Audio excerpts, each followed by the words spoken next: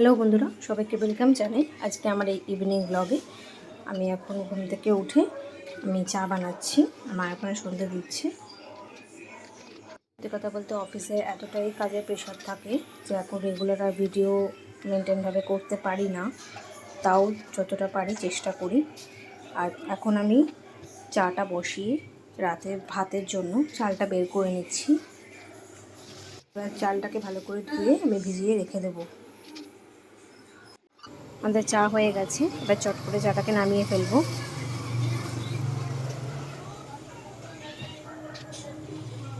এখন আমি টিভি দেখতে দেখতে চাটাকে খেয়ে নিচ্ছি।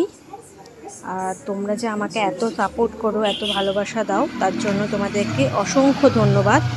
তোমাদের সাপোর্ট ছাড়া আমি ভিডিও করার জন্য উৎসাহ পেতাম না।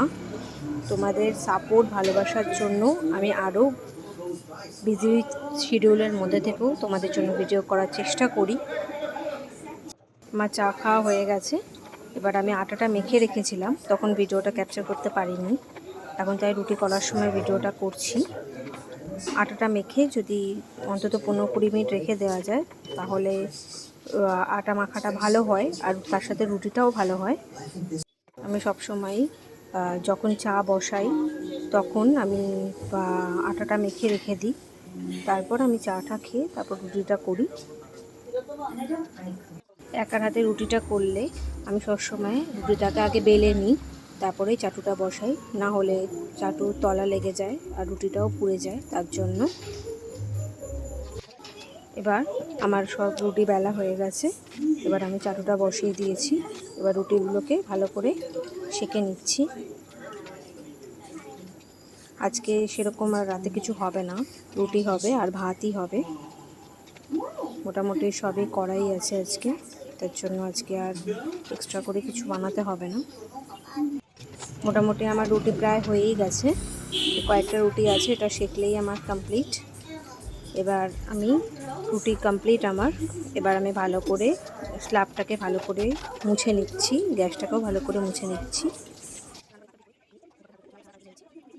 ওতে আমি বিছানাটাকে ভালো করে ঝেড়ে নিলাম, দুটো ঘরের বিছানায় ভালো করে ঝেড়ে নিলাম। ঝেড়ে নেওয়ার পর আমি ঘরটা ঝাড় দেবো। ঘরটা ঝাড় দেওয়া হয়ে গেলে আমি কিছু একটু খেয়ে নেব, কারণ প্রায় 9টার কাছাকাছি বেজে গেছে। এরপরে খেলে আর রাতে খেতে অসুবিধা হবে, তার জন্য মোটামুটি সব কাজ কমপ্লিট করে আমি একটু পায়েস খাচ্ছি। মা আজকে একটু পায়েস দিয়েছিল, গুড়ের পায়েস, তো সেটাই খাচ্ছি আর দিদি নাম্বার 1 দেখছি তার সাথে। আর আজকের ভিডিওটা আমি এখানেই শেষ করছি। তোমাদের যদি আমার এই ভিডিওটা ভালো লাগে বেশি বেশি করে লাইক করো, আমার চ্যানেলটাকে সাবস্ক্রাইব করো, প্লিজ আমাকে সাপোর্ট করো, আমাকে ভালোবাসা দিও, আমার পাশে থেকো। Thank you.